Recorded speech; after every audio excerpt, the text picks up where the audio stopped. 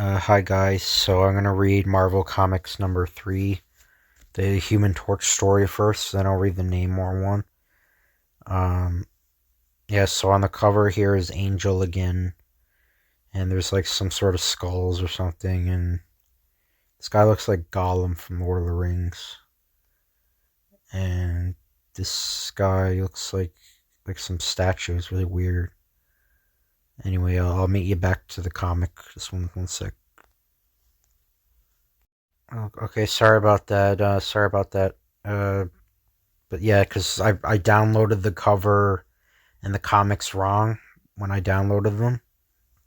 Those aren't like the other issues I've done though, because usually the cover of it is before what comes right after. But this time it was like all over the place, so I'm very sorry about that. But Human Torch by Carl Burgos. The Human Torch, a scientific creation of the late Professor Horton, whose body bursts into flames at his slightest wish. Mr. Carson, owner of the Carson Explosive Company. Diane, Mr. Carson's daughter. Mr. Ritten, an agent of the planet Mars on Earth. Okay.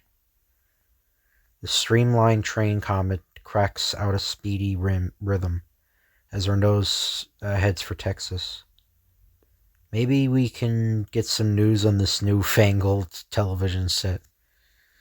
It's worth a try, Mr. Carson. While inside the fast-moving streamliner, blast, all I can get on this blasted set is static and blurred vision. Keep trying. Great guns. It can't be. It's impossible. This is still 1939. What's the matter? But as the static and vision clear, Carson's eyes bulge. Looking at the screen, into the screen, the passengers are filled with horror as they see New York City crumble under planes spurting electricity. You don't believe what you saw. After all, those images, or I imagine it's merely a televised version of Lawson Bell's famous broadcast some months ago. They talking about the War of the Worlds broadcast? I thought that was, what's his name? Guy who did Citizen Kane did that. I don't know. I can't remember his name off the top of my, maybe you're right, stranger. I remember that broadcast, something about Martians, wasn't it? Suddenly a stranger intervenes and laughs heartily at the stranger's nervousness. Yes, perhaps it was silly of me to jump, uh, but all the recent news reports have made me jittery. Say, who are you? They call me the Human Torch. This is a pleasure, meeting such a world-famous character. I'm Carson. Yes, I know. You know me, eh? But why are you going to Texas, Torch? Oh, just to look over the scenery. You're in the explosive business. Yes. Explosives for mining. What the? Look. The same types of planes we saw on the screen.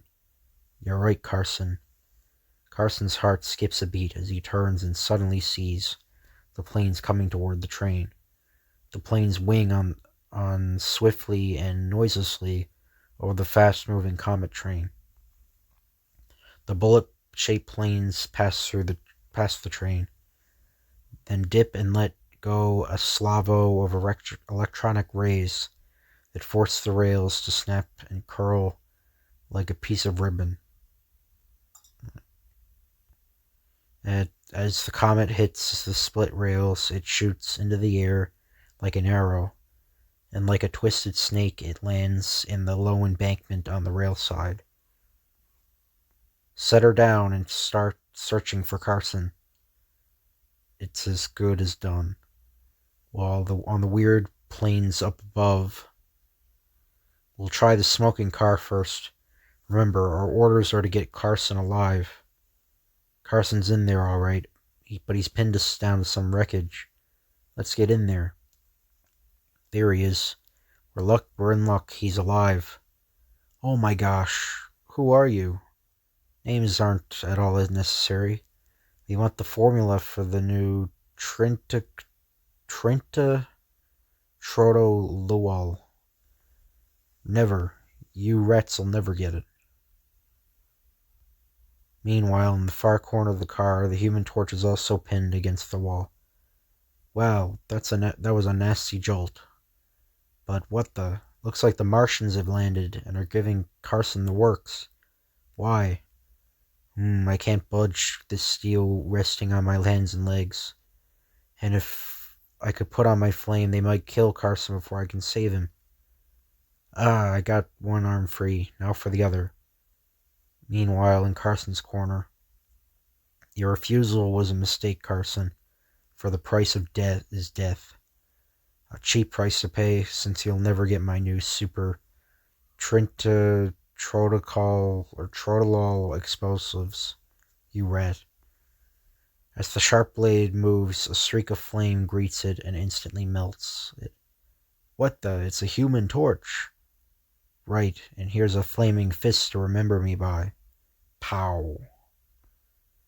As the second Martian rushes forward, the torch whirls and kicks his foot, thus sending a ball of flame into the Martian's face. Thought I forgot about you, eh, Martian? Look out, Torch, the roof's caving in. How do you, lifting his arms to the falling ceiling of the train, the Torch waves them in wide circles. How do you like this, Carson? Good work, the roof evaporated. Yes, and now to get you free. Never mind me, Torch. I know my spine is broken. Listen carefully. You heard these men mention my newest formula for safer TNT. Well, it's in my pocket. If it falls into the wrong hands, that person can control the world by force. That's where you come in. I want you to give it to my daughter, Diane. I know you can be trusted. Ouch, my back. Sorry to interrupt, Carson, but I'm going to melt this steel bar so you can move. Now. How's this? Much better. Now reach inside my pocket and get the envelope out. After melting the steel, the torch snaps off its flame. Is this it? Yes. I created it for the mining industry, not for a war of terror. War or terror. Funny. I feel kind of faint. So your TNT threatens the peace of the world, eh? Carson. Carson! He's dead. You can be sure of one thing, Carson. I promise that this formula shall never get into the wrong hands. But as a strange rumble is heard outside, the torch looks through the roof, this train, and spots a huge boulder shooting down at top speed. Good heavens, that rock is headed straight for the conductor. I've got to save him. The conductor, frozen in his tracks as the rock is almost on top of him, ducks, as a second flash of light streaks through the air, catching the boulder and instantly turns it into lava, as from a volcano. Yes, so it's lava. Thanks, Torch, I sure had a close call. Or, is that right? Yeah. Forget it. I couldn't see you get hurt, that's all. The torch causes the flame to vanish. Help, my baby is in car 2. I can't reach him. What? Get me a wet blanket, I'll save him. Seconds later, the torch makes for car 2. Without pausing, the torch dives into the steel car, which parts like warm butter. Finding the child, he wraps the moist back blanket around him, snaps off his flame, and calmly walks from the car. My baby, he's safe. How can I express my feelings in words? It isn't necessary, ma'am. And then in a dazzling burst of speed and flame, the torch shoots forward like a fiery ghost in the night. And now to deliver the formula. The next day finds the flaming man in Carson's hometown, Gailton, Texas. Later, putting out his flame, the torch makes his way to the offices of the Carson Nitro Company. Don't be scared. These are the only clothes I possess. I would like to see Miss Diane Carson. Important. She's busy at the moment. You'll have to wait. And frightens the receptionist by a strange garb. As the torch waits, he hears an angry voice coming from Carson's private office. Sounds like someone is darned mad. You're a fool, Diane. I'll get that formula one way or another. He opens the office door and watches the argument. Even if I had the formula, you'll never get it, Mr. Ritten. Or should I say Mr. Rat? Nice going, Miss Carson. Start moving, Rat. Your carcass leaves a stench in the room. What the? Who are you? Spotting the unlit cigar in Ritten's mouth, the torch lights it by pointing at it. Now do you know who I am? The Torch. You made a mistake for interfering, and you'll pay a heavy price for doing so. As for you, Diane, get this. Your father developed a super TNT, and nothing shall stop me from getting the formula. Do you understand? Nothing. Nothing, her mean cuss. That Ritten. Bang. Yes, he wants a formula which doesn't exist. I don't know what Ritten is. I hope that's not a slur. With hate in his eyes, oh, that's his last name. Sorry. Because I did that Satara video, and that apparently did have an actual slur, and I said it. I didn't know what it was. But with hate in his eyes, Ritten slams the door as he leaves the office. You're wrong, Miss Carson. Your father did develop a super TNT, and here's the formula. There is? How did you get it? My father. Has something happened to him? He was a great man. My father never had an enemy in the world. Easy, girl, easy. The Torch tells Diane about the train wreck and her father. Let's visit the lab. I want to see how powerful the new explosive is. Brave girl. You said that men from Mars wrecked the train. Is that so? Yes, why? Diane leads the Torch to the lab. Ever since Ritten spoke of Martians 2 years ago, we thought him crazy. Diane mixes the formula with great skill. What did he say about them? Can't say. I only have a vague idea about the conversation. Here, put these blinkers on. I'm going to ignite the mixture. Thanks. Boom. A mighty blast rocks the room as Diane sets off her father's formula. Zowie, some explosion. Just about wrecked the room. Say, how much did you mix? Just a pinpoint preparation, you know. A person could control the world with this stuff. Those were your father's sentiments. No wonder Ritten wants that formula. But I wonder, where do the Martians fit in? Don't know yet, but don't you think we have to experiment more this time on an open field? Yes.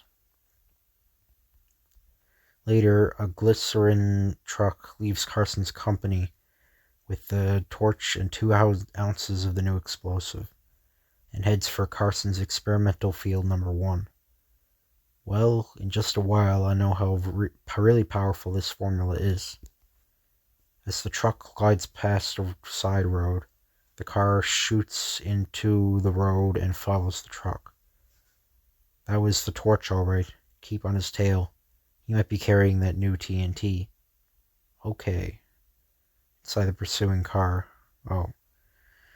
Yeah, like last issue of Human Torch, they have the captions on the bottom and it confuses me.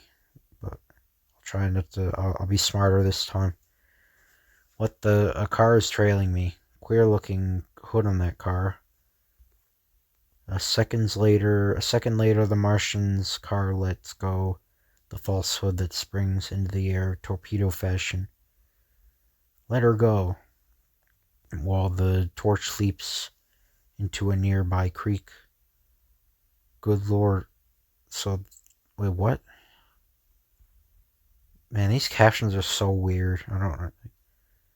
I think the first one is this one.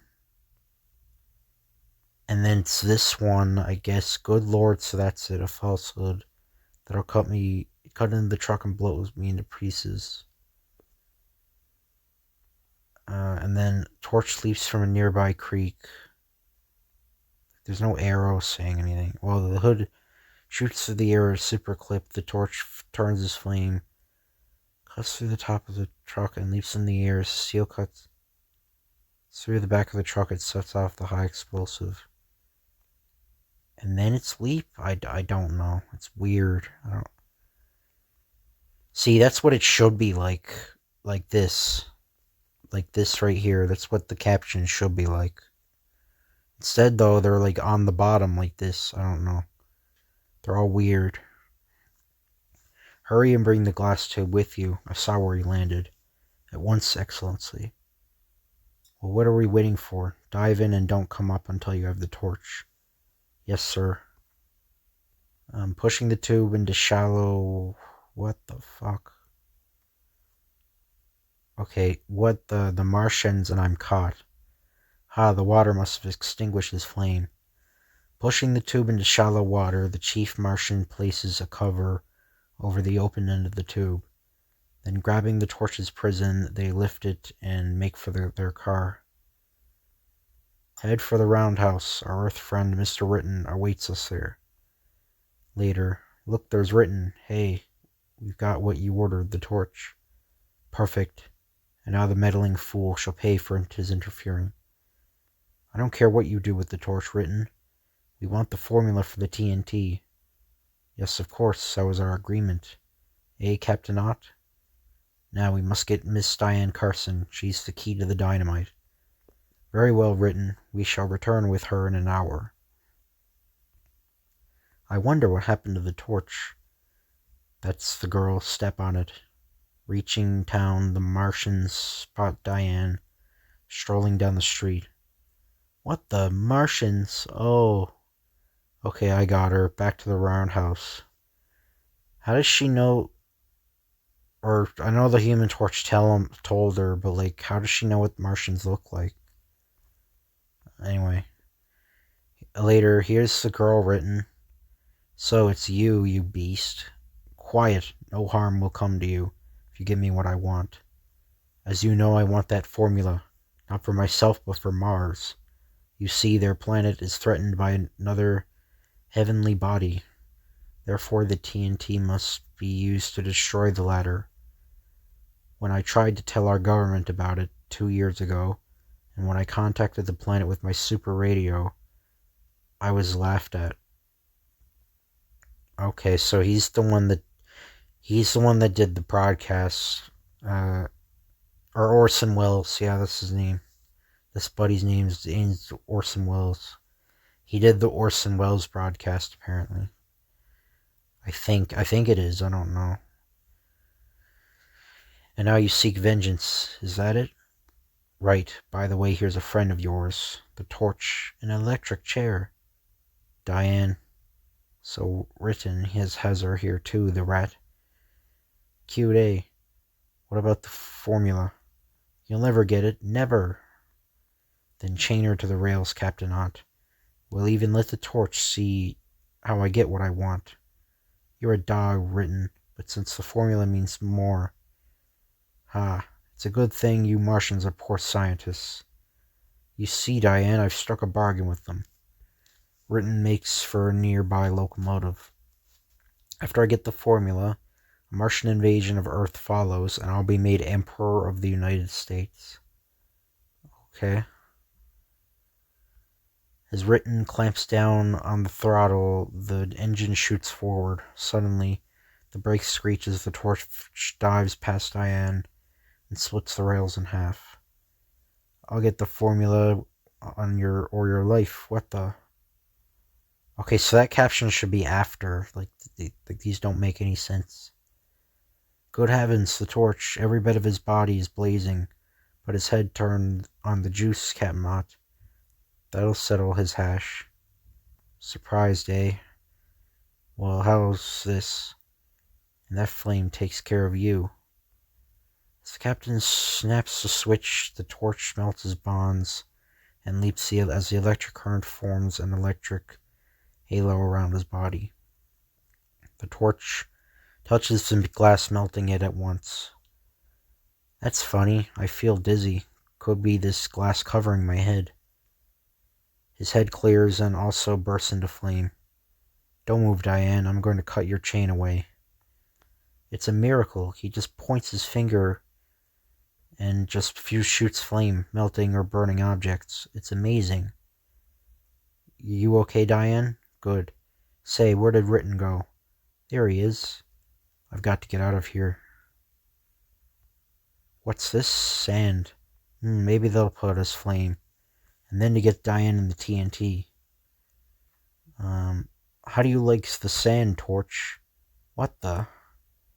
The Torch laughs as he turns the sand into hot, slippery mud that runs down a slide and empties into a nearby river.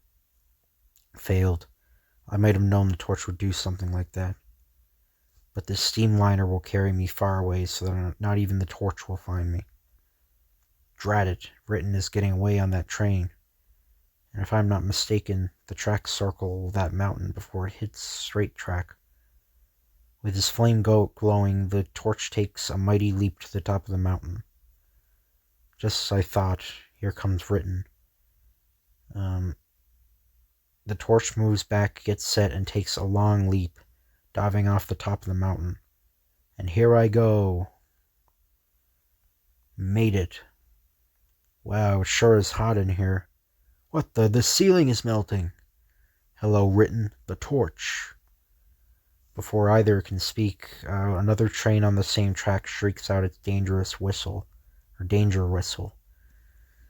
That means we're in for a crash, Ritten, unless... Never mind, I don't want to be crushed. You've only escaped me for a while, Ritten. Whirling about, the Torch sends his blustering hot body crashing into the steel walls, reducing them to a molten mass instantly. Seconds later, the Torch is coasting on already melting wheels. The engineer is amazed as the streamliner evaporates completely off the track. That's one way to prevent a train wreck. Guess I'll pick up Ritten and head back to the roundhouse. There he is. Looks like he might have hurt himself. He must have had an awful jolt. The Torch snaps off his flame. I wonder how Diane is. Has she still got the formula?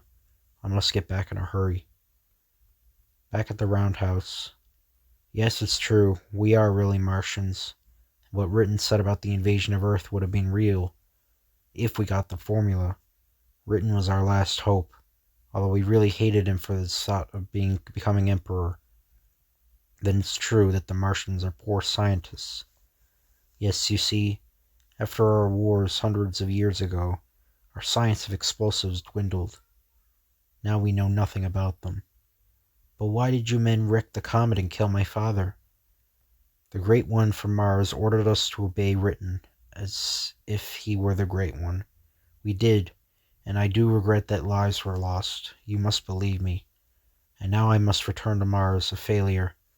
Although you could help us, Miss Carson, but I do not intend to use force. Goodbye. After dropping Ritten off at a hospital known to the police, the Torch calls New York and checks on the television broadcast, then goes to the roundhouse. Diane, I've just checked on that television broadcast fiction. Where are the real Martians? They just took off in their ship. You know, Torch, I believe they were telling the truth about their plane being wrecked by another plane. I could have helped them. I'm sorry I didn't. Because of the tremendous power of my father's explosive, humans will seek it out for selfish purposes. You're right, Diane. It would be better if the Martians took the explosive off the face of the Earth. With your permission, Diane, I'll bring them down. Can you? Turning on his flame, the Torch whispers in his hand and sends a flame streaking through the air. Good Lord, do you see that? A ball of fire sped past our ship. Turn back, we'll help you. The Torch. Look, a burst. There's a message of fire. It's from the Torch. Turn back, Mars will be saved. Burgos 39. Next month, another Human Torch picture action story. So I don't know if this is continued, like the storyline is continued. No. Yeah, no, it's not continued. Anyway, hope you guys enjoyed this video. If you could like, comment, or subscribe, that'd be appreciated. If you guys want me to read a specific comic, just let me know in the comments down below. And I'll see you guys later.